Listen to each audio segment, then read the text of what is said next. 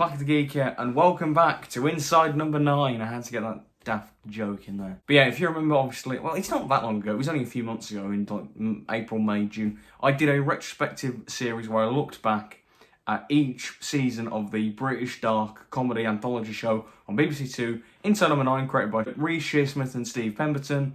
I covered series 1, 2 and 3 in that retrospective, and also when I was doing it, the recent series 7 was broadcast, so I reviewed that, obviously. So that's 4, quite chunky videos that I made on all the episodes. And obviously, Inside No.9 is a very dark show, so I did get a bit burnt out on it. But I thought let's bring it back. I've got to finish it someday. And besides, it's a brilliant show. So what's that? Why am I complaining? But yeah, I did rewatch series 4 in June, around June, because that's when I rewatched it when I was continuing doing them all. So I've got all the notes and my opinions of what I thought of each episode. But yeah, let's get into it. Overall, Series 4, if I had to summarise it in one word, inconsistent. Now, I love every series of No.9, and I don't think there's an episode of the show that I think is bad. But Series 4's quality, and just my overall feeling towards it is all over the place. Not just in terms of quality. Whilst you have my favourite episode of the show in this season, you also have my least favourite of the entire show.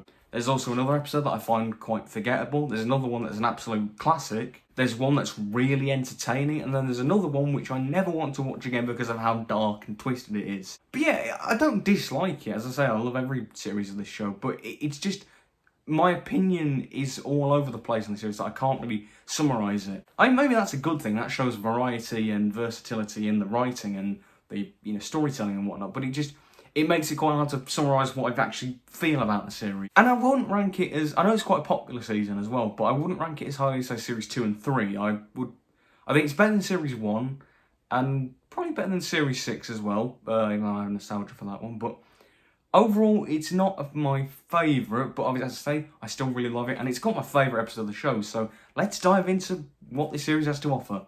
The 4th series opens with Zanzibar, written in iambic pentameter.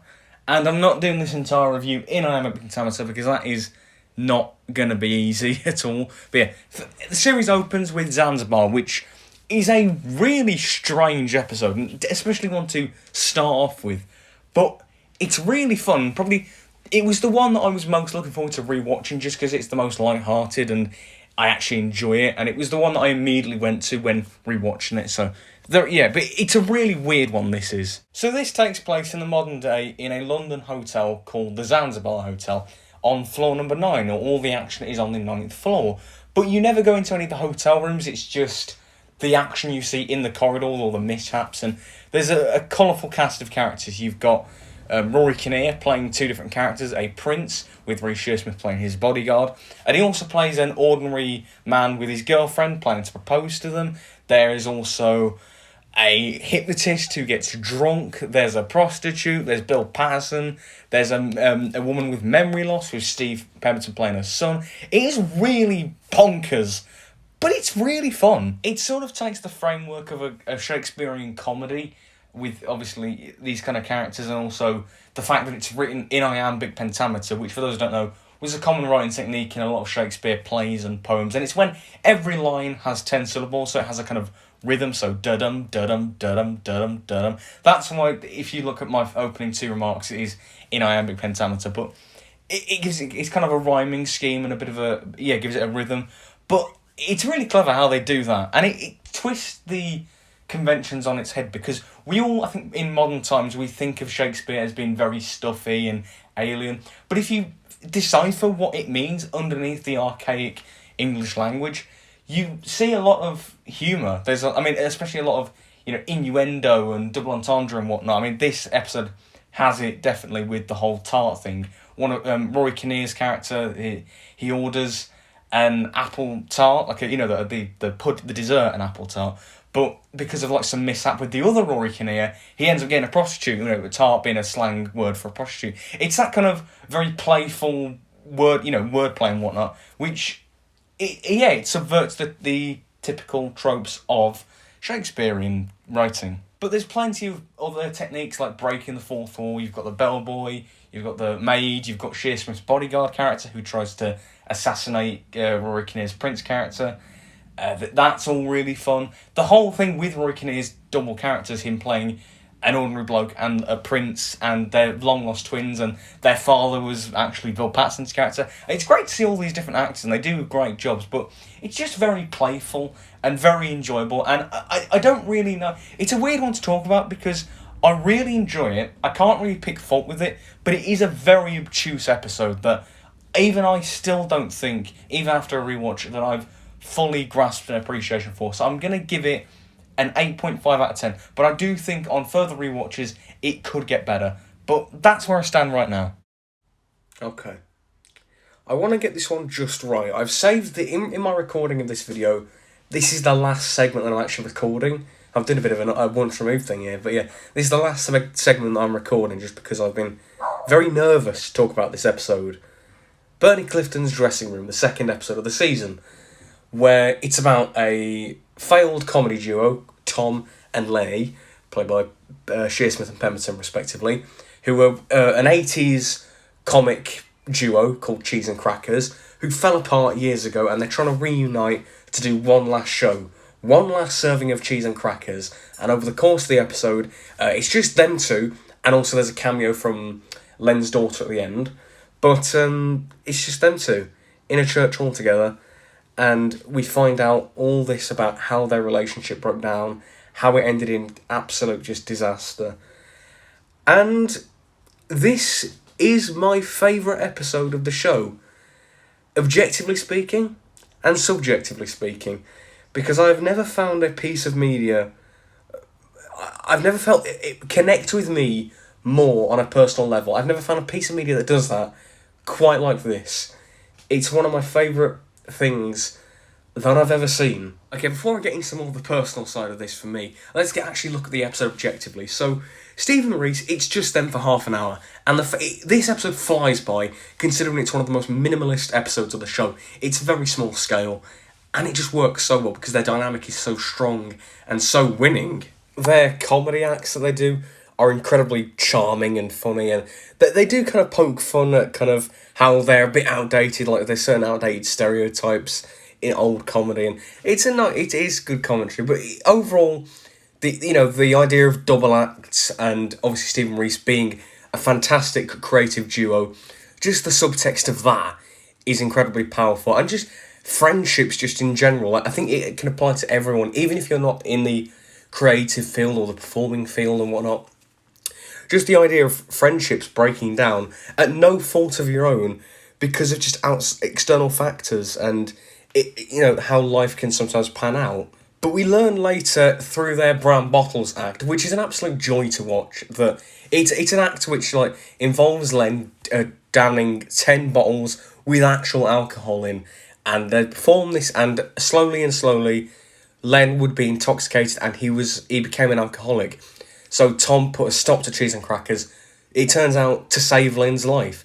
It wasn't because he was stiff and upper-lipped. It's because he loved performing, but he didn't want to see his friend get damaged like that. And it hits me in the feels.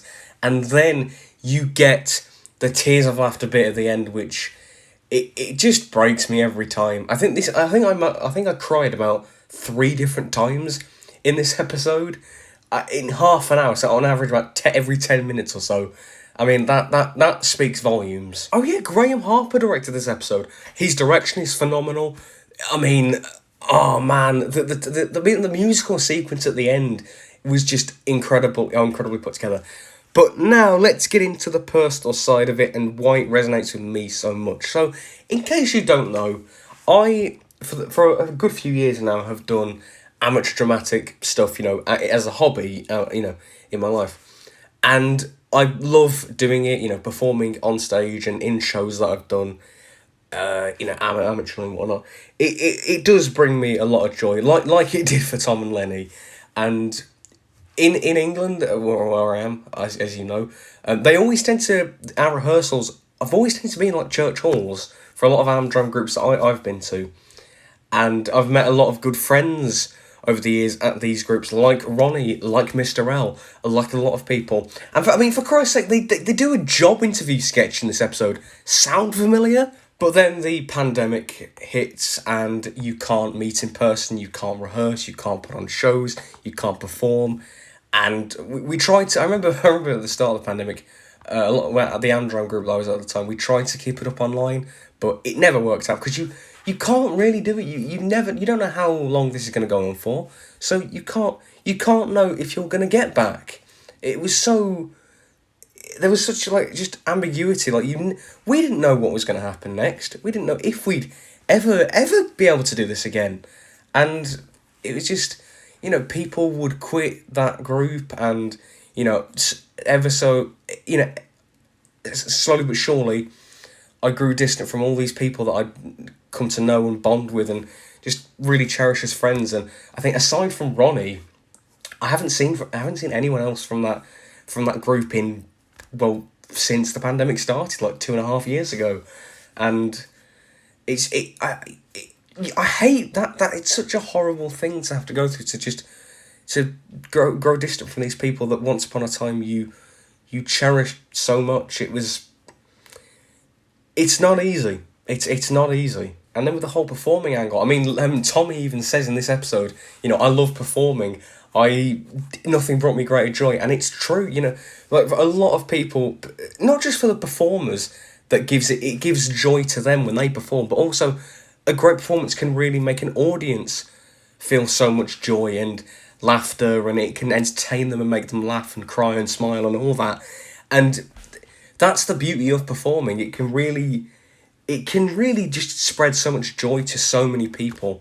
And the fact that the pandemic stopped us from doing that, obviously, all the lockdowns and whatnot, it was there to, keep people safe from this unknown disease, but at the cost of, squandering, it's just people's lives just got put on hold, and in the moment, you don't know what the future is. You don't know what's going to happen next. And it was scary, and it just felt like, it could feel like, well, what's the point? This involves being out in the world, and we're just stuck indoors. So how can we do this? Is there a place for us performers in this world? That's how it felt. It really felt like we had no place anymore. And also in that time I moved house as well. And that was kind of the idea of growing ever more distant from this thing that I once loved. It just felt like so much had changed, and yeah, it just felt growing more distant. And then obviously there was another lockdown at the point, and I think that was when I actually watched this episode in November 2020 for the first time. I watched this episode then, and we were in another lockdown at that point. Again, it was kind of another nail in the coffin of, you performers don't have any place anymore. It's like, what's the point? What was your point in life? And yeah, I needed this episode at that time. So I don't know how to conclude this episode. I was really just struck first time I watched the episode of just how I can't put into properly words. I can't properly word how much it moved me personally. I mean, I'm so glad it won a BAFTA for Steve's performance. I mean, that's incredible, and Steve's performance was incredible. But I'm gonna go with 100 out of 10. Sod it, because this episode just means so much to me and just helped me kind of. It was a bit like Ferris Bueller's Day Off. It was like, once this pandemic's over, you are gonna go and show the world what you're gonna do. You're gonna make your mark on this world, and that's the power that the best of media can have. Episode 3, Once Removed, another absolute banger from this series. So this one, it's set in a house, number 6 technically, but the screw gets loose and it falls under and then it becomes house number 9. But it's on a moving day with the moving van, and there's a hitman played by Shearsmith, there's an affair, there's a planned escape, there's all this kind of deception and intrigue, and it's honestly really bloody cool. The main attraction to this story, it's the whole idea that it's told in a reverse order, like Christopher Nolan's film Memento, which I haven't seen yet, but I will, I promise. So the first scene that we have in the episode is the final scene chronologically, where everybody's dead. The older woman who answers the door is on edge and nervous, and it's just whoa, what's going on here? Why is Reese Shearsmith just been killed? It's like, whoa, what's going on? And then it cuts to 10 minutes earlier, and it recontextualises what we've seen. It shows you the characters that we've seen dead, they're alive, how they've died, and it goes on like that. So new layers get peeled off bit by bit in these like kind of little scenes and segments that are intercut with these like 10 minutes earlier interludes. Every scene is 10 minutes before the last. And as I say, it recontextualises things that we've seen. It shows us who these characters really are, and it's really clever. And it does what Riddler the Sphinx did in the sense of peeling away layers every like few minutes or so. Very quickly, like kind of almost like continuous twists, as I'm going to dub that. But it does it in a refreshing way because it's how it's structured that peels away obviously new information and recontextualises it, and it just makes it so much more interesting than if it was told in order. And on rewatch, you can look at different things in the episode and little details in the background. For example, on the wall, in one of the earlier scenes, there's like a red smudge. Why is that? If it turns out that somebody got shot and there was blood. But on the second watch, it's like, oh, that's why that was there. It's good on a rewatch, I think, and this so easily could not have worked on a rewatch, but it does. And I think as well on this rewatch, now that obviously I know the context and the whole structure, it made me look at the story a bit more, because I think it'd be interesting to watch this episode like a cut, which is just in chronological order, but the actual story of the hitman and this like deception plot and these affairs, and it's quite cool, and I like this kind of espionage, borderline espionage kind of thing. Reese's hitman character is really cool. I love all the killings and whatnot. There's some really creative ones, and there's plenty of gore, nasty stuff, but I like it. The way that Steve's character gets killed off is so horrible. Like he gets the carpet, the rug pulled under him, and he slips and bangs his head on the bathroom, and it's really horrible because he was quite a likeable character. But yeah, this episode just works so well. It's got great characters, a great mystery, deception, espionage feel, amazing structure, great gore. I love the little musical interludes with the 10 minutes earlier title cards. This episode should not hold up on a rewatch. It shouldn't. It should fall into these trappings of like, you know what's going to happen, you've already seen it. It shouldn't work as well as it does, but it really does. I can't fault it. A 10 out of 10 I'm going to give it. A light 10 out of 10, because it's not one of my all-time favourites, but still, I can't fault it. I really can't. Episode 4, To Have and To Hold. A brilliantly made episode, wonderfully done, great story, phenomenal performances.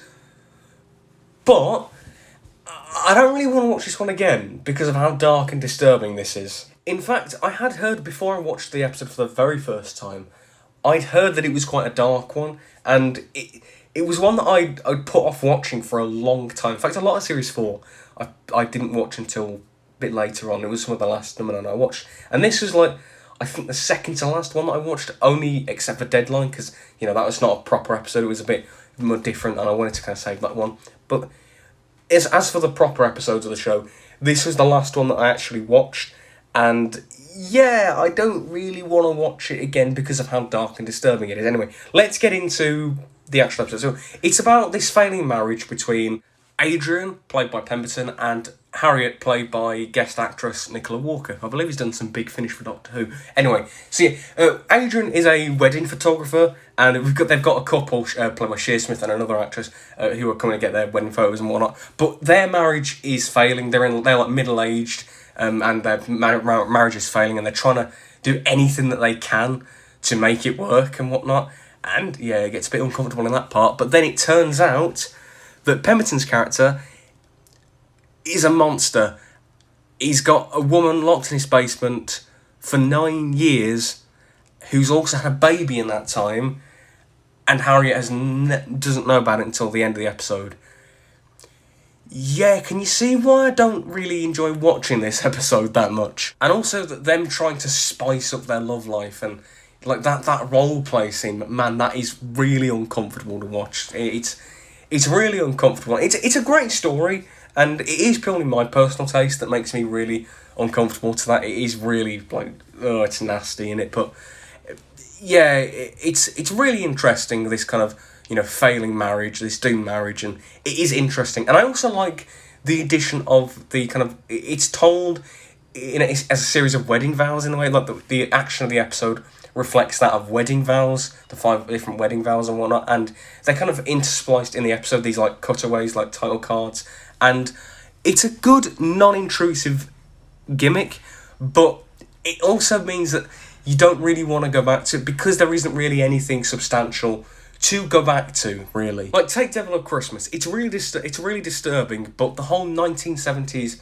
presentation, like all these little Easter eggs to old TV and these little flubs and like intentional flubs, it makes it interesting and funny to go back and kind of spot these little things or riddle of the Sphinx. That's another really disturbing episode, but the cryptic crossword thing is a very interesting, it's interesting. So again, you want to like learn about it, so you want to go back to it in that way. But Heaven to Hold doesn't have that. It doesn't have that kind of other element that you can go back to. The whole idea of these, the episode is structured like a wedding vows.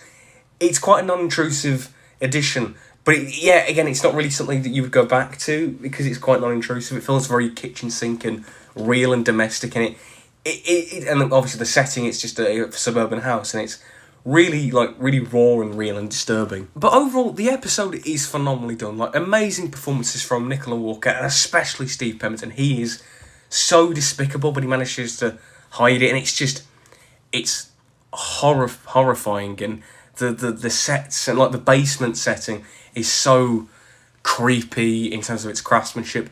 It's and the ending as well, the twist, it hits like a ton of bricks, and it's really dark, and it's a bit of a backhanded compliment from me. It's a perfect episode that I never want to watch again. So 8 out of 10, it's all I'm willing to give it.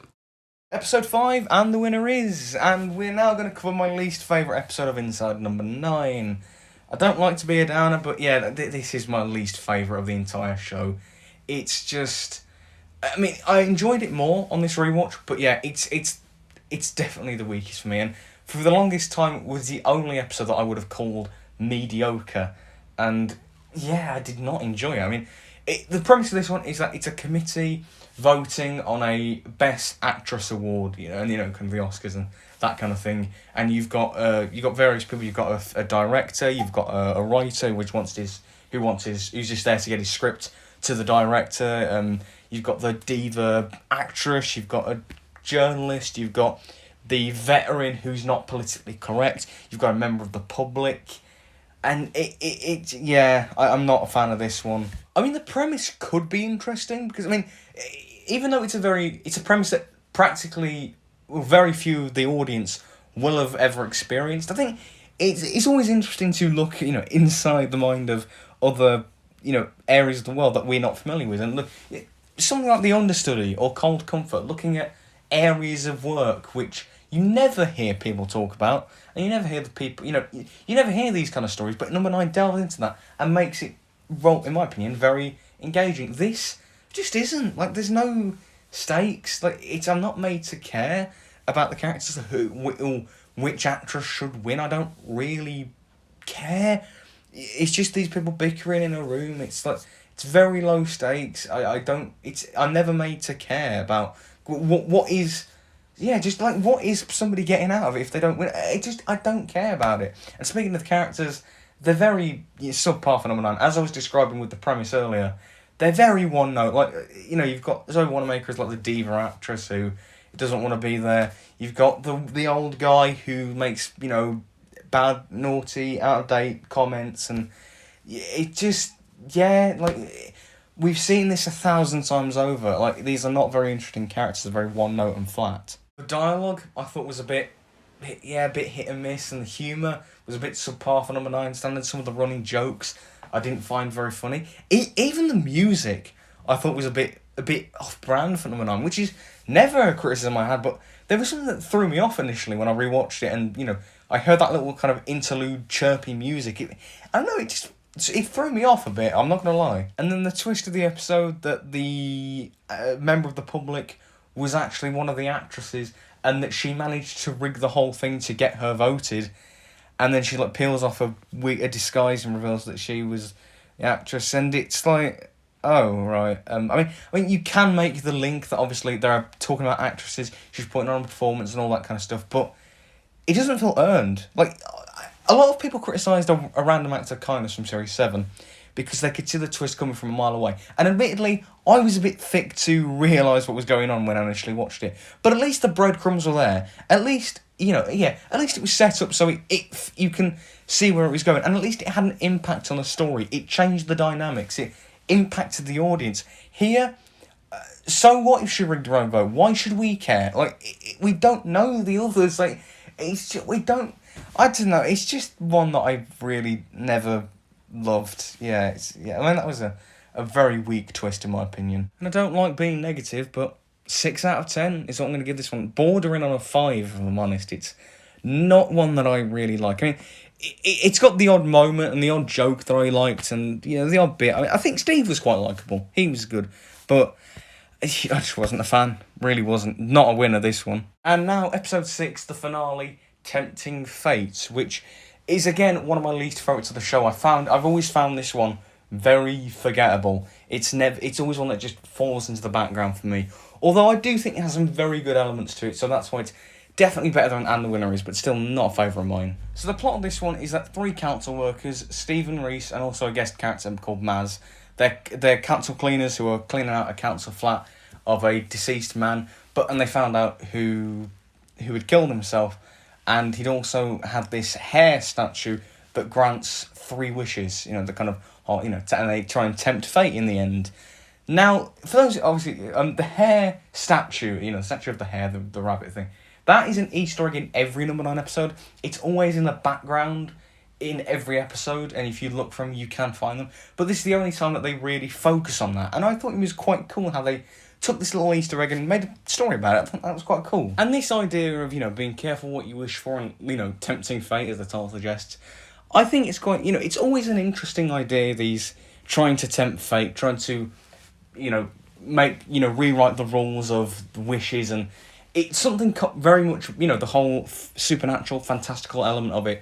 It's something quite beyond our understanding, and the way that they try and play around with it and try and outsmart it, but they never can. I find that quite interesting, and it is interesting, and I think definitely from a horror angle as well. And I think the horror is done pretty bloody well in this one. I mean, I like the setting of the council. It adds a bit of claustrophobia with all the boxes and everything, and it adds a bit of a more modern, refreshing take as opposed to just the gothic mansions of the harrowing in Sans Time. And the actual horror, there's some nasty stuff in this. Like when there's near the end, the old chiseled guy. That was creepy. The bit when they saw the videotape of the man killing himself, that was creepy. I think horror-wise, it's a very effective story, and I think there are some interesting ideas in regards to that. Now, in theory, I think it should be a fantastic episode, but I think what lets it down for me is the characters. I did not care for all 3 of them. Maz, I found really bloody irritating. Reese, I have a bugbear with his character, that he's a council cleaner who just so happens to know all this stuff because he took a degree at university in folklore. That seemed really contrived, he just so happens to know all this stuff. It didn't feel very convincing to me. And Steve's character, he was probably the best of the 3, but still not great. I didn't really care for the plot line of him wanting to help his disabled son. They just keep telling us about he has a disabled son, but I don't really care about. I'm not given a reason to care. I just don't. It's just kind of, it's a thing that has been mentioned. It's just a plot point that has been mentioned. It's not been made for me to invest in it. I don't care about it. And because of that, I think in theory, them trying to outsmart the hair and the wishes and the fate stuff, whilst that is interesting on paper, in execution it does fall short because I don't care about these characters. So it doesn't. It just doesn't really ring true to me in some regards. So it's just one that I just forget about. I'm probably give a 7 out of 10, a light 7 out of 10 at that. It's just one that I don't really have much to say about, aside from some of the interesting ideas with regards to the fate and some creative ideas and some good horror. Not a fan of it. Well, I don't dislike it, but it's just, I'm not overly keen on it. So that's the end of the video. I hope you enjoyed. I know it was a bit longer to release this one, but well, it doesn't matter. So here is a little ranking of all the episodes. As I say, it's a bit of a jump around in quality. It's all over the shop, but yeah, I know it's quite a popular season. So let me know your opinions on it in the comments below. Be sure to like, subscribe, comment, all that great stuff, and have a good day. Bye bye.